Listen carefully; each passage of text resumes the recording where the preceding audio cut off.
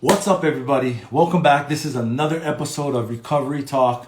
As always, the main purpose I started doing this is to bring awareness and to show other people that recovery is possible, from drug addiction, trauma, mental health, everything under that umbrella. Today, this is going to be a great show today. I got my friend Gill coming on. I can see her there. Hey, Gill. So let me tell you about Gill really quick for a second. So, Gill, she's from the Sober Power podcast. Now, if you guys have never listened to it, I would highly suggest you listen to all 31 of her podcasts because she's so knowledgeable in this area of addiction. See, Jill is not only sober, she's also a sober scientist and biologist. So she has a bachelor's degree in chemistry and a master's degree in biology. So, when she talks, she knows what she's talking about, guys. So I'm going to bring her in here in a second. Hey, guys, all the regulars here coming in. Oh, here we go.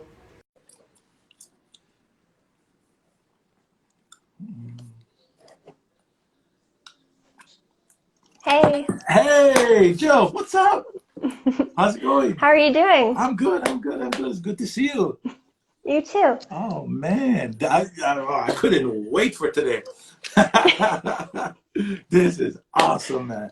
Everybody will get a major education. I'm telling you guys, bust out your notepads and your pens. Do whatever you got to do to. Well, I'm gonna post this too if you want to go back and reference it. But Jill, thank you so much, man, for being here. This is awesome. I mean, I hear of sober doctors or like sober police officers, firefighters, but I've never heard of a sober scientist before. This is amazing.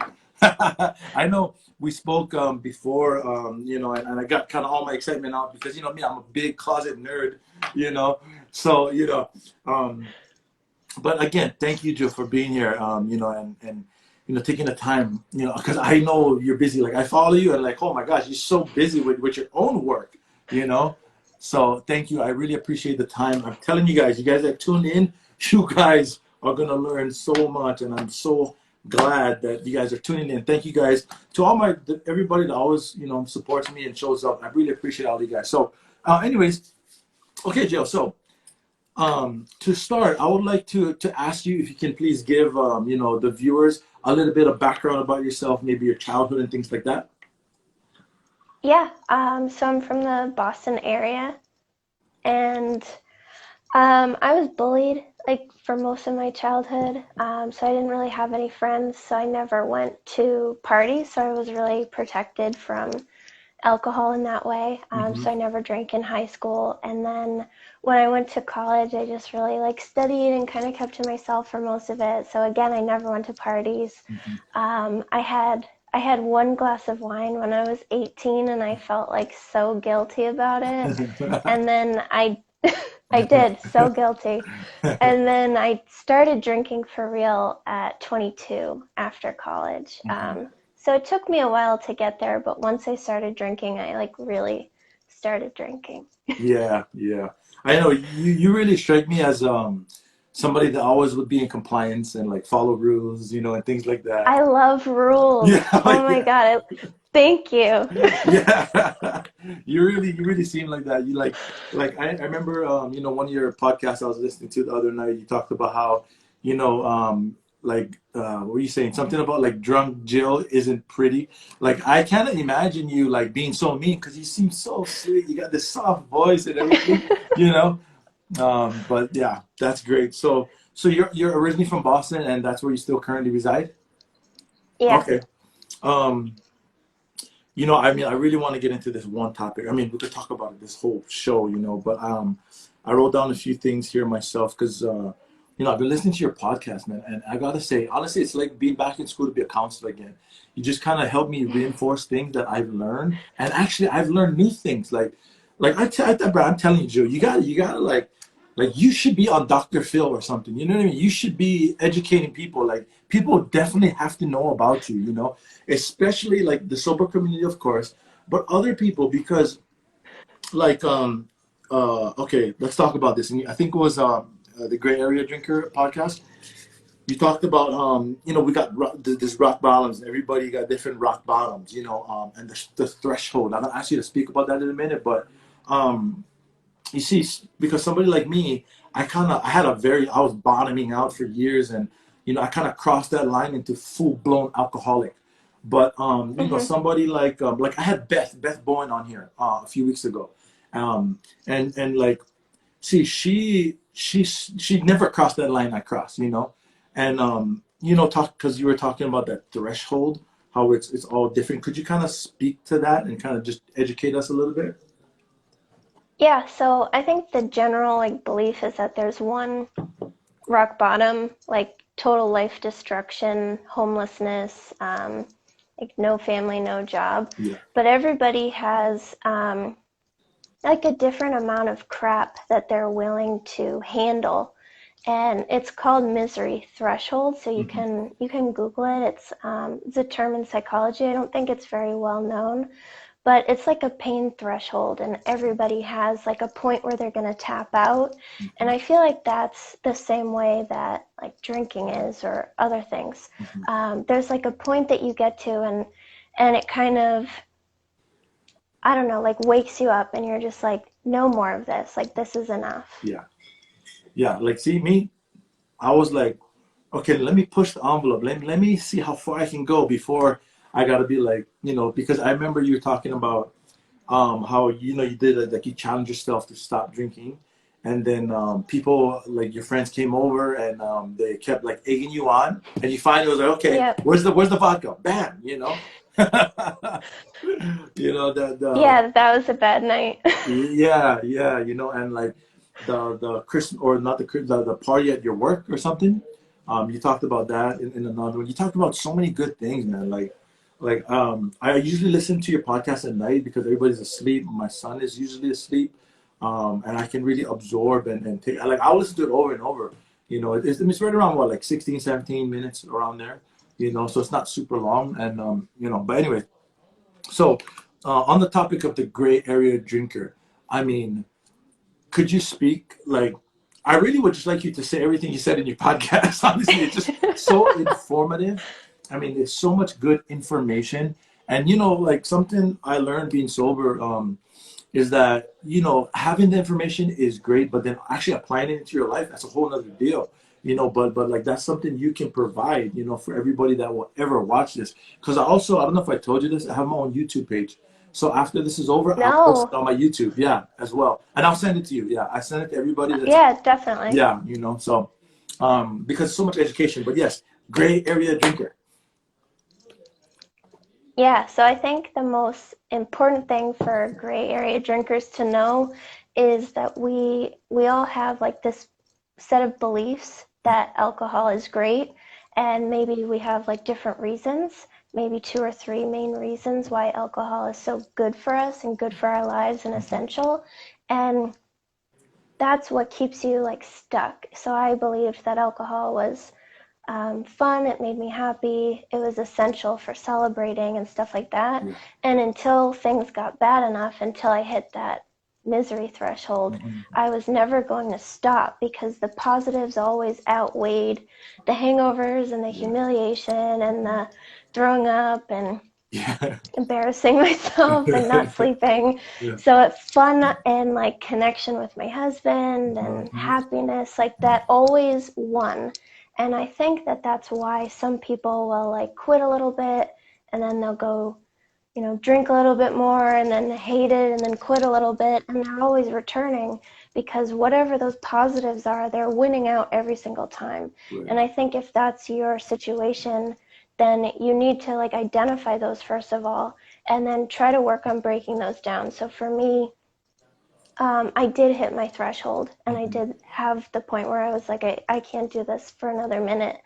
And over the 14 months that I've been sober, I've broken down all those positives. So I don't believe that I need alcohol for fun or for connection with my husband. Now I can see like I wasn't connecting with my husband at all because Mhm. we were both just kind of like drunk, like next to each other. Yeah. We weren't like actually connecting, and that's forgetting the end of your night. Like none of that's fun. So Yeah. I would say work on those beliefs. Hmm. Yeah, that's really good. You talked about your husband, and I know you guys will be doing a podcast together. I can't wait for that one. I know I was reading it on Facebook earlier today, and that one I'm really excited for because it's you get to see it from like kind of his perspective, I guess you could say, and what it Hmm. was like and everything. But navigating a relationship through like a sober person now and somebody because he's like a like moderate like tempered drinker. It sounds like your husband, right? Yeah, and and Yeah, and, he's and he's shy. Apparently, you said, right? he is, Yeah, yeah. that yeah. like like shy, like shy. Because I know you say you're shy, but you don't really seem shy to me. Really, you seem a little more reserved. I'm shy. Yeah. Yeah, like I'm shy, but I have no problem just like saying what I need to say. Oh, But okay, got it, got it. yeah, Yeah. he's shy, like in a public way. Oh, Like got it. a, Okay. a lot of people listening like makes him feel like, ooh, like a squirrel. Yeah, yeah. I've Honestly, actually go ahead, go ahead. I've been asking him for a long time, for Oh, like six wow. months probably. Wow. So Oh, yeah, persistent, persistent. All right. yeah. Honestly, I can actually relate to your husband. Like you can't tell today because I'm a lot different, but I'm naturally an introvert. And I used to like to isolate and be by myself and play video games and be on the computer, and I love technology, and I didn't do well with crowds, and like in Hawaii it's a custom. Respect is a humongous thing, and whenever we go to family parties, family gatherings, other family members' homes, we would always have to go and say hello to all of our aunties and uncles. I got like 100 of them, and it's like I was just so uncomfortable, like, and like, man, we would get, go say hi to your auntie. Like, whoa, man, and that made me even clam up even more, that I was getting scolded for it, but my career, I used to be in, I was in finance, the financial services industry, and I had to teach, I had to public speak, I had to, I was interacting with clients all the time, and that helped me like break out of my shell. My dad gave me opportunities to speak, and that Hmm. helped me, to kind of break out of the shell. But even to this day, naturally, like I'm still, I love to be by myself sometimes still, but it's not like how it used to be. Like, I can go and speak in front of a million people. Like I don't, it doesn't bother me anymore like how it used to. But what helped me was just practicing, just keep doing it. That's the only Hmm. way I got better at it. Okay, there was another episode. Oh yeah, anxiety. Anxiety. That's a big topic. Anxiety, because there's this misconception that if you drink alcohol, it's gonna take away your anxiety. So could you speak to that? Yeah, so that's one of those positive alcohol expectancies that alcohol relaxes me and makes my anxiety better. Mhm. So then when you stop drinking and you have a lot of anxiety, you that's one of the main reasons people go back is high levels of anxiety.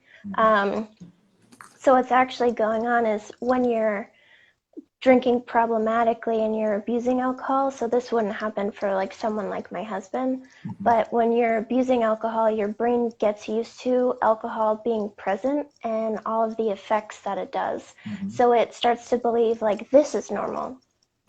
And then it adjusts the rest of its chemistry to kind of even that out because it always wants to stay in balance. So because alcohol slows down brain activity, your brain is going to release chemicals that speed up brain activity. And then it's also going to make it harder for you to slow down your brain on your own, so for you to naturally calm yourself.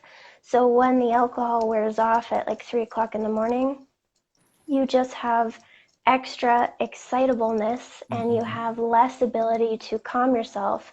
And that's why people, like I experienced this too, like you wake up in the middle of the night with huge anxiety. Mhm. And when you first quit drinking, like the first few days or the first week will just be filled with like huge anxiety. And it's because your brain like expects alcohol to be there to calm it down, but Yeah. now it's not calming it down and it doesn't know like what to do anymore. Right. Um, Okay. Okay. Sorry, I was reading somebody's. Yeah. So I've experienced that, and I mean, it was crazy because my drink, I used to drink hard liquor. I used to drink vodka and Red Bull. On top of that, I had high blood Uh, pressure. I had high blood pressure too, and I wasn't taking anything to regulate it. And I would just wake up, like, I mean, I would pass out drunk, and my body would mhm. still wake up at like 3 in the morning, and I'm not Yep. kidding, like just soaking wet in my bed. I'm sweating, and I get, the thoughts would come of like, like just kind of beating myself up, and why did you do it again, and and then I would just sit there and I kind of go back to sleep. So then what I would do is I would do some more drugs, or I would try to drink some more, or honestly, I would, a majority of the time, I literally would just sit there in my thoughts and just start to believe all these things about Yep. whatever my mind told me. I would just believe it. Yeah, you're stupid. Look, you did it again. Like, da, da, da, da, da, da. And that drove me to drink and use drugs even more. It was just amazing. Um, but can you talk about the connection between alcohol abuse and mental health? Yeah, so I don't think that's well known, like you were saying before, that it causes anxiety, but it also like will cause depression or it will worsen conditions that you already have. So there's a small amount of the population. I forget the numbers, but it's like in the hundreds of thousands. Yeah. So not a ton, but they have either depression or anxiety that's solely from their drinking. So like my experience was anxiety was caused only by drinking. I didn't have it before or after drinking. Yeah. Um, and if you're on antidepressants, then it increases the like side effects that you're going to have and it makes your medication less effective. So I know that there's a lot of people that are on antidepressants for bad mental health and Mhm. then they drink on top of that, so then they're worsening their mental health from the alcohol and then they're also worsening it from the extra negative side effects Yeah. of their antidepressant. Yes. So, and like you were saying about the middle of the night stuff, like Mhm.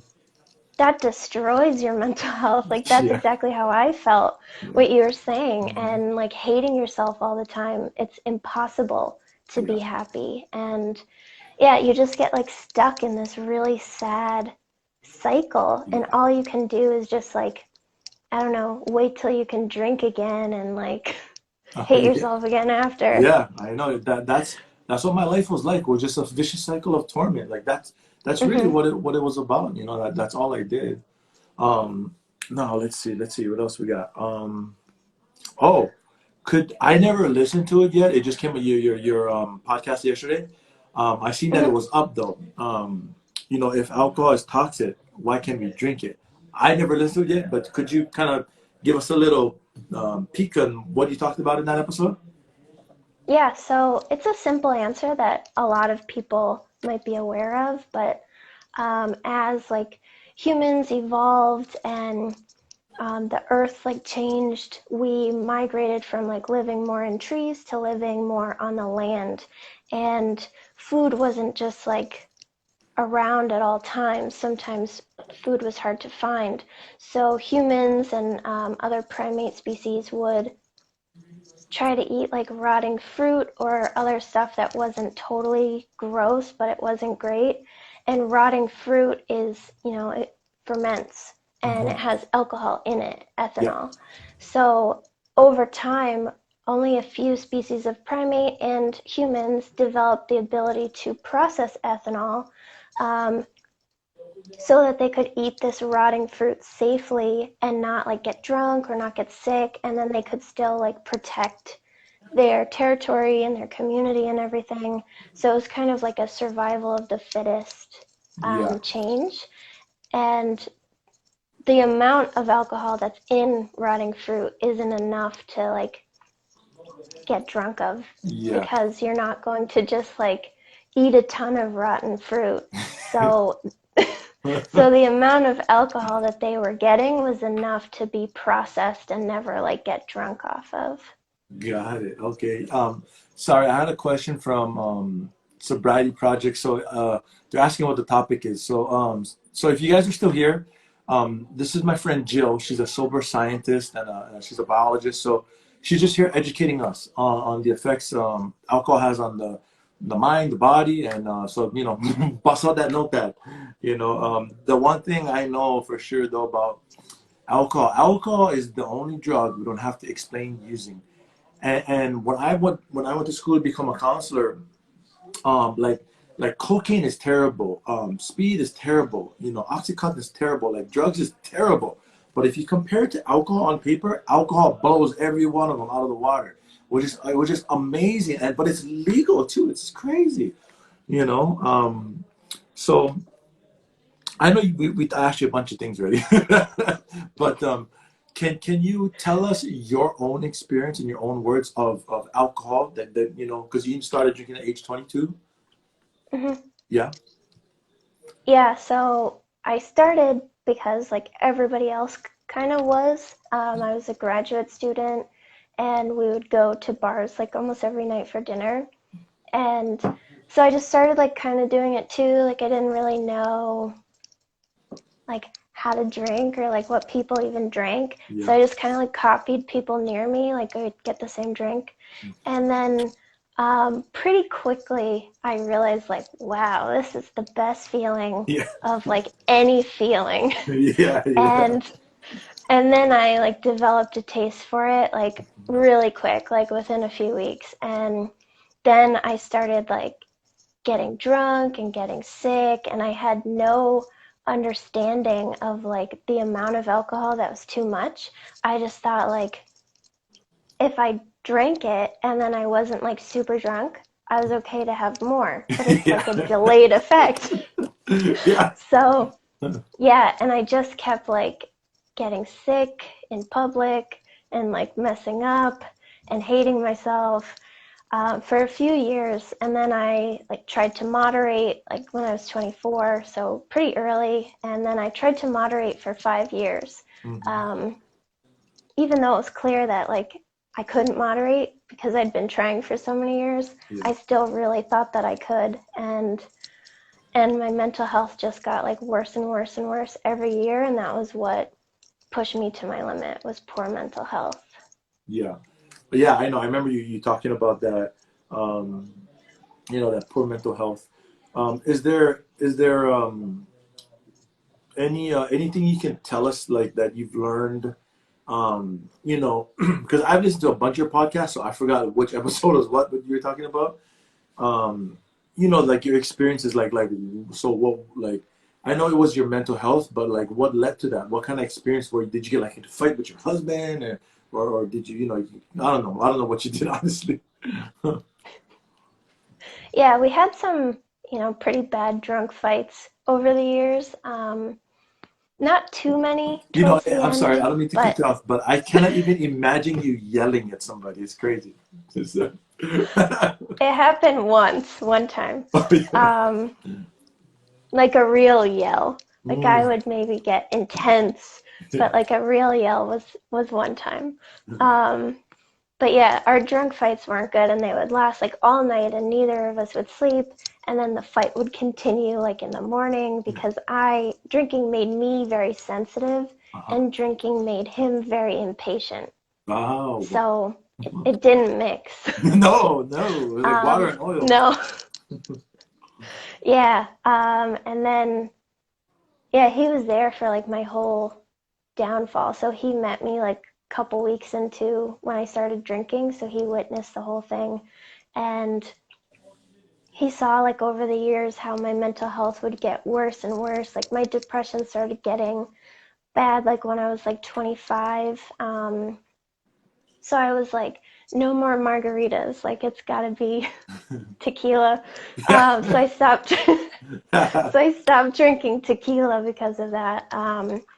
But yeah, I just couldn't get away from it. And no matter what I tried to do, like I kept having anxiety or depression, and then that turned into suicidal thoughts. And stopping for 90 days, I was like, yes, we're going to moderate now, like healthy reset. Yeah. And no.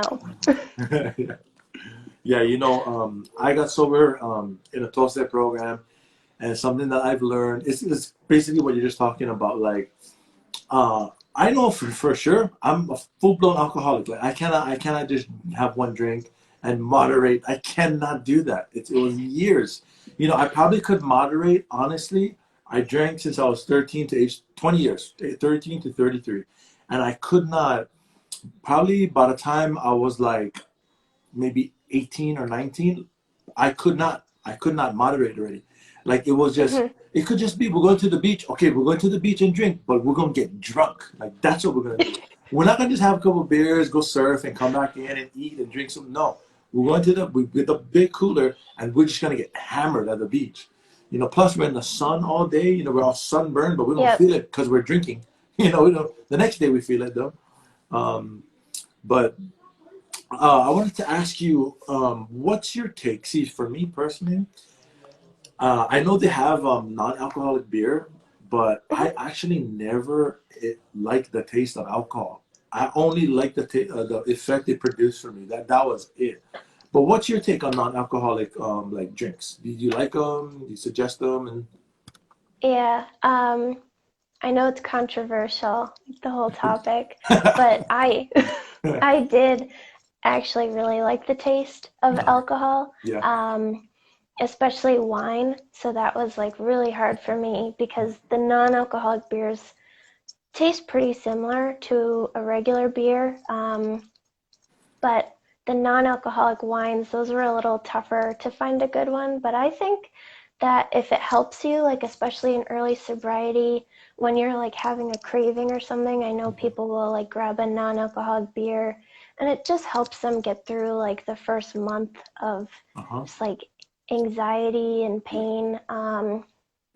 I really like mocktails and that kind of thing, like at yeah, parties, because then no one knows like what I'm doing. No one's going to question me. yeah, So I would always, when we could actually gather, I yeah. would go to the bartender and I would independently like get a mocktail and have him just, make me whatever he wanted, bartender's choice. And then everyone thought I had a regular drink. Mhm. And if they asked, like, what's your drink? I'd say, I don't know. I told the bartender to surprise me. So Yeah, I never had to, like, make something up or defend it. And that just made me feel like more safe, I guess, because I have been questioned a lot in public. Like, why aren't you drinking? Like, well, you're still not drinking? Like, oh my God. And so I think they're good, but I think they can trigger some people. And if you think they could potentially trigger you, don't even try. yeah. That's cool. Because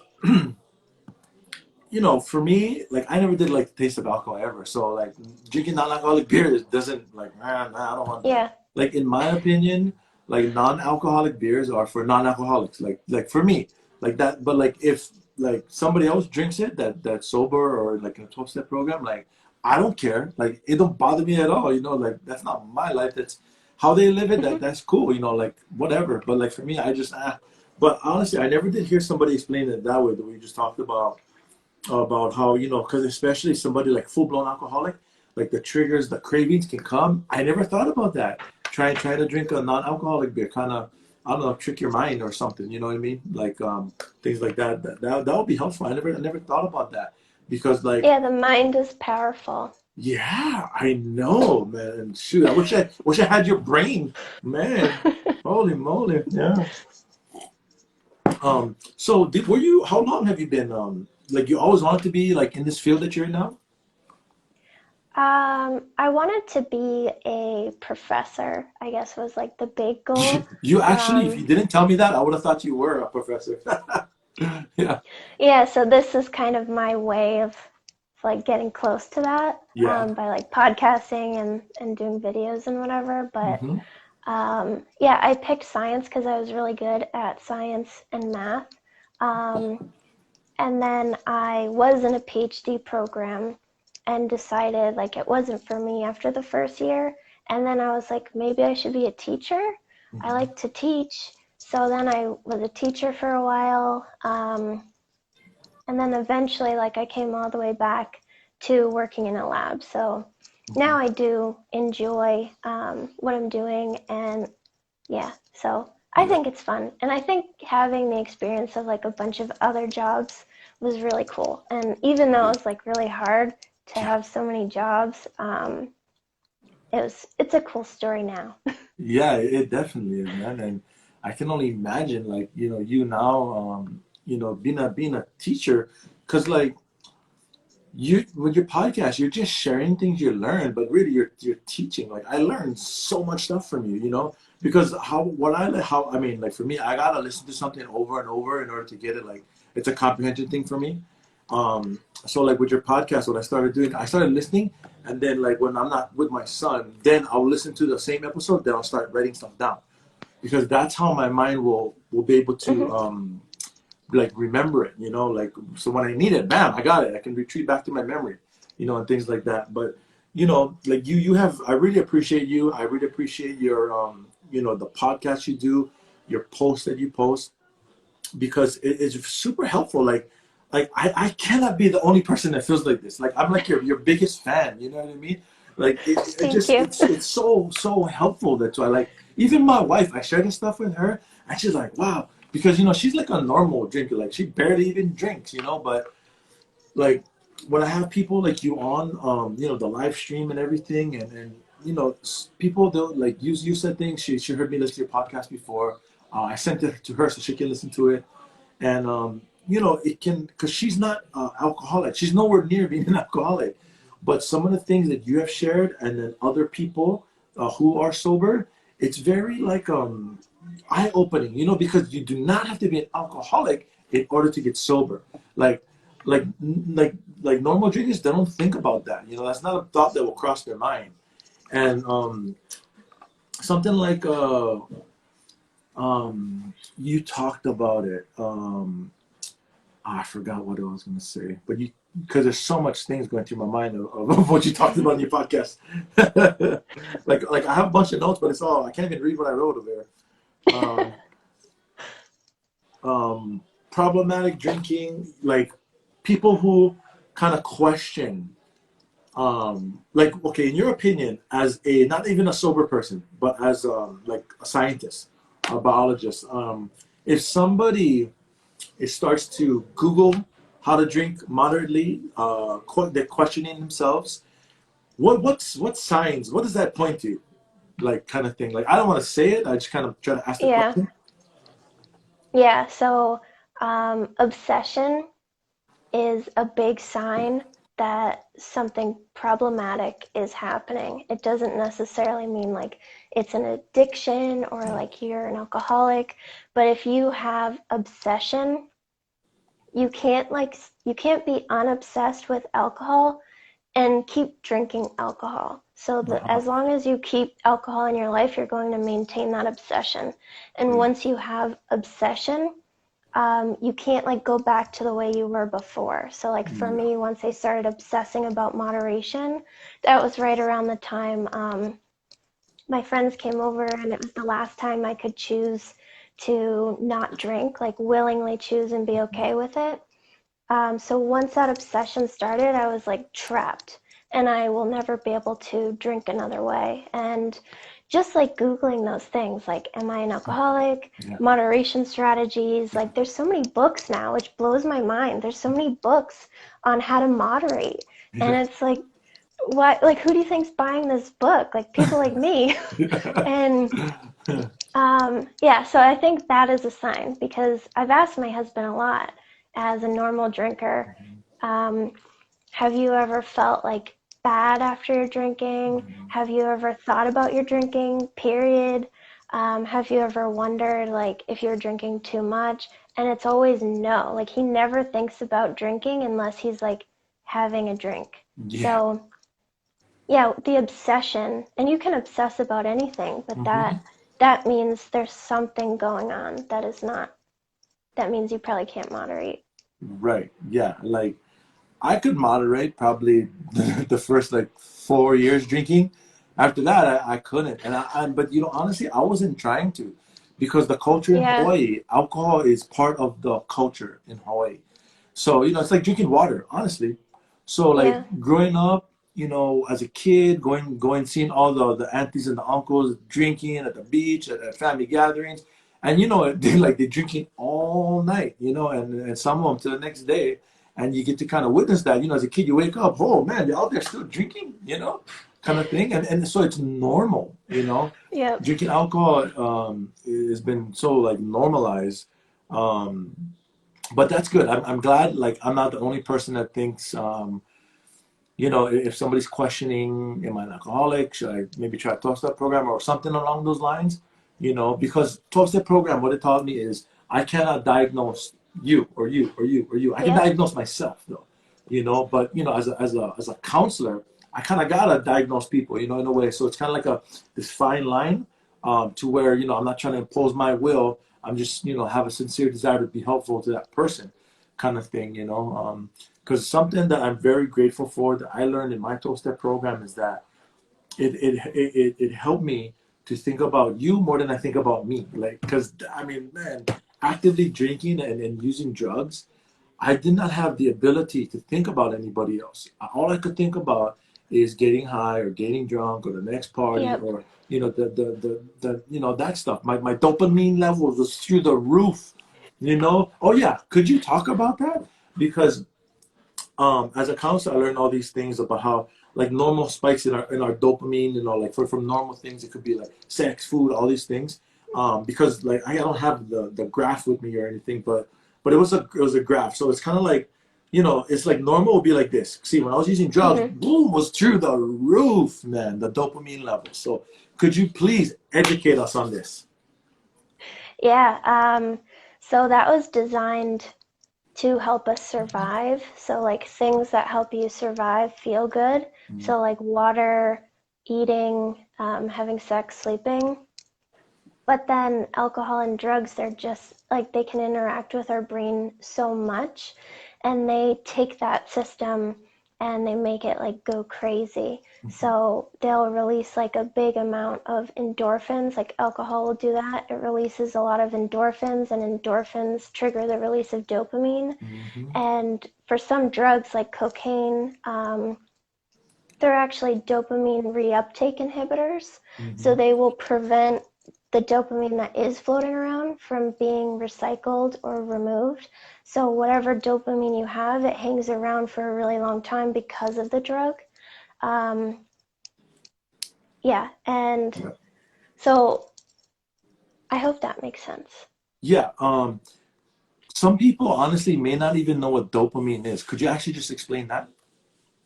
Yeah, Yeah. so dopamine is a neurotransmitter, and when it is released in our reward system, it tells our brain, like, this thing is good for me.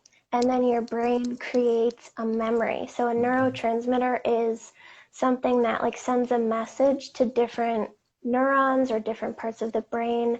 And in the case of dopamine, it helps you form memories about things. And that's why, like, drugs and alcohol can be so bad because you have the belief like alcohol is fun, it's Mm-hmm. great, but then you also have it reinforced in your mind.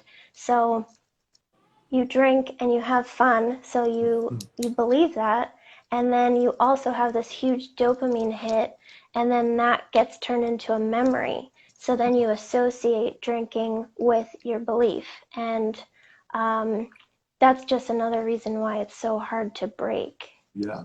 You know what you're describing, you're talking about the dopamine levels, our brains, our thinking. Um, that's like the science behind it. Because when I got sober, I learned the spiritual way. But honestly, when I became a counselor, and you know what I learned, like it's saying the same thing. One is not contradicting the other. It's amazing, and I think that's even Hmm. more so why I'm so excited I met you, because listening to your podcast and everything is so much good education, you know, and so much good knowledge. Because there was something, you know, how like drug addicts, alcoholics, like we get to a certain point where, you know, we start stealing, we start robbing people, we start, you know, doing all these things, so we can get high, get our next fix, get our next drunk, and things like that. Um, and our our like the consequences of doing stuff like that, it doesn't we cannot see it. It's like it's invisible because of our Hmm. prefrontal cortex. It is the part of our brains where we make our decisions. Like I learned this from he says it better than me, honestly. His name, he's a doctor. He's a doctor though. His name is Kevin McCulley. And he's a sober guy too, but he's a well-known doctor. But he explained it really well. But could you like reword what I just said? I guess you know what I mean. Like, cause you understand what I was saying, but I'm sure you Mhm. can word it a lot better than me. Yeah, so one of the parts of the brain that takes the biggest amount of damage is the prefrontal cortex, and that's where we control our impulses. Hmm. So when you have an impulse and you don't act on it, it's that part of the brain, and it helps us make decisions. And what it does also, that's probably less known, is it can like take in information about what's going on around you and relay that information to other parts of the brain. So that's what like neuroplasticity is all about, Hmm. the ability for your brain to adapt to like what's currently going on. So if you are out at a bar and you drove because you think, like, this is something I did a lot. I was like, okay, I'm going to drive. That means I'm not going to drink that much because I know I have to drive. But then I still drank a lot. So what was going on was like my brain couldn't send that message to the reward center. So somebody like my husband who doesn't have damage there, um, his brain, he would think it like, oh, I have to drive tonight, and then he would stop drinking. Hmm. But for someone like me, I would think that like, oh yeah, I gotta drive, and then I'd be like, one more, like, yeah, one more, Yeah, and yeah. so you literally can't, like, even though you can think it, the thought like doesn't go anywhere else. You just Mhm. think it, and then it's like poof, it just like goes away. And what you were saying about like other people and being selfish, something I did learn that I think is cool is one of the last parts of the brain that gets repaired is our ability to have empathy for other people and to like look at someone's face Mhm. and try to figure out what they're feeling. So that is one of the very last things that recovers in a sober person. And I thought that was really cool. And I've Yeah. been trying to think like did I not recognize other people's feelings? Like, can I do it now? Do I not know? So I think that's interesting that that is something that takes so long to come back is empathy. Yeah, I'm writing this down. That's so good because it honestly gives an explanation, like a scientific Yeah, explanation of being selfish. That's amazing. yeah, Um, yeah. You can't process what other people are feeling. So it's yeah, not that you can see that you're hurting people and you're like, well, screw them, whatever. yeah, You can't like understand how they're feeling. So you think like, oh yeah, my drinking doesn't affect them. yeah. Wow, wow. That's amazing, man. Okay. Sorry. Okay. Um, is there anything else, Jill, that we should know about addiction, trauma, mental health, our brains? Anything that you can share with us to help educate us more? I I think know the that's very most, broad. Sorry. yeah, I think the most important thing is to just know that like it's not your fault, like what happened, like you didn't choose that horrible, miserable existence. Mhm. And I think what I said in the beginning about positive alcohol expectancies and breaking those down is the most important for people who are still drinking or people who are newly sober, but like they're like, ooh, maybe I can, drink on special occasions. And I think that if you are trying to get sober, like you went to a 12-step program, I go to therapy. I think a lot of people too like try to, get books and join Facebook groups. And while that's great, some of us need more help. Yes. And it's okay to need help. That's not Mhm. scientific, but I think Yeah. that's the most important thing. Yeah. That's not scientific. Yeah, but I agree with you that some people they may need more help than like others. Like I probably need more help than this person. Yeah. But I think for me, what stopped me from reaching out for help was I honestly I had too much pride. I didn't too much. You know what stopped me? It was it's like this disease build up wall. I refer to it as a disease, me personally, Hmm. addiction. But it had all these walls to protect it from me. The first one was pride. I never got through that one, but I suspect the ones after that would have been shame, guilt, remorse, condemnation, and I would have to break through all these things to get some sort of like freedom or Hmm. relief from this disease of addiction. Because I how I got sober was I moved up here to California in October of 2016, and I was living with my sister. And so, long story short, she caught me because I kept it a secret for 20 years from my family. That either means I'm lying, or I was a good liar, or my family was ignorant. I think it was a Yeah. combination of being a good liar and me being, them being ignorant, honestly. Because I'm really good at hiding things. 20 years of practicing a certain behavior, you get really good at it. You really do. So I got caught basically, and that's how. So it was like this deep dark secret I had was all the way over here. Once it came into the light, it was exposed. It gave me the same exact relief that drugs and alcohol gave me. The same exact relief, but it was something totally different. In a way, because like, you ever notice like when you go into a room and it's dark, you go into a dark room and you turn on the light. See, the darkness never fights with the light to stay dark. It never does. It'll instantly disappear. And that's like how I can best describe it. For me, that's what it was like, and I've been sober ever since that day. Thank God, man. Like I've been sober since that day. And I got about the same amount of recovery too, because I learned sobriety and recovery is not the same thing. It's two Hmm. totally different things. Um, but Jill, okay, we're gonna wrap it up now. Unless you have, I could honestly be on here till tomorrow, learning stuff from you. Yeah, but do you have anything to say, maybe to a sober, curious person, somebody who may be an alcoholic that's struggling, them, anything, any kind of words of encouragement, scientific or not, it doesn't matter. Yeah. So I think if you are wondering if your drinking is a problem, that's because deep down, like you know that it's a problem. Mhm. And I know that it's really scary to think like, am I never gonna drink again? Like for me, I Yeah. stopped drinking at 29, and I was like, I'm really just like never gonna drink ever again, like forever. I'm only 29, but it's truly better when you release that obsession. I don't have to be obsessed about anything or like how many drinks can I have tonight? Like, oh, I shouldn't drink today, but I really want to. And you don't have to do that anymore. There was a quote that I saw the other day. I think you shared it too.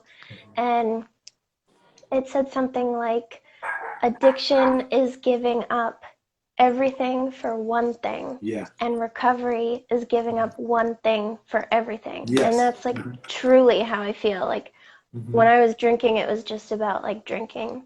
And now that I'm not drinking, I can do like literally anything. And Hmm. I would just like people to really think about that. Like, how much time are you devoting to your obsession? Hmm. Yeah, speaking of obsession, that's something that I was unaware of, because what led to my addiction, really, it was one thought that repeated itself for me, and it turned into an obsession. Because I can remember times where I literally could have been like, oh, this happened to me. I was in a movie theater once watching a movie, and the thought came, and I couldn't shake it. And I'm like, okay, I left the movie theater to go do drink and get high because I couldn't concentrate on the movie. At work, sitting in front of clients, talking, and like the thought will come, and then, oh, okay, I gotta hurry up and try to close this sale and wrap this up so I can get out of here, you know. And that one wrong thought led to all this destruction and chaos that I caused my own physical health, my mental health, my spiritual health, and other people around me. Like I was like this tornado, just get out of my way, kind of thing. Um, and it's like once I started, I couldn't stop. Like how I explain it to people is Yep. like this allergic reaction. It's like once I have one, like I can't stop. It's like literally for me, it was physically impossible for me. Hmm. Because not, my mind is like for me. I'm very big on like renewing my mind and putting things in front of my eyes that I can see that'll benefit me, some sort of recovery or something like that. Because it wasn't just my mind was sick, my body was sick as well, you know.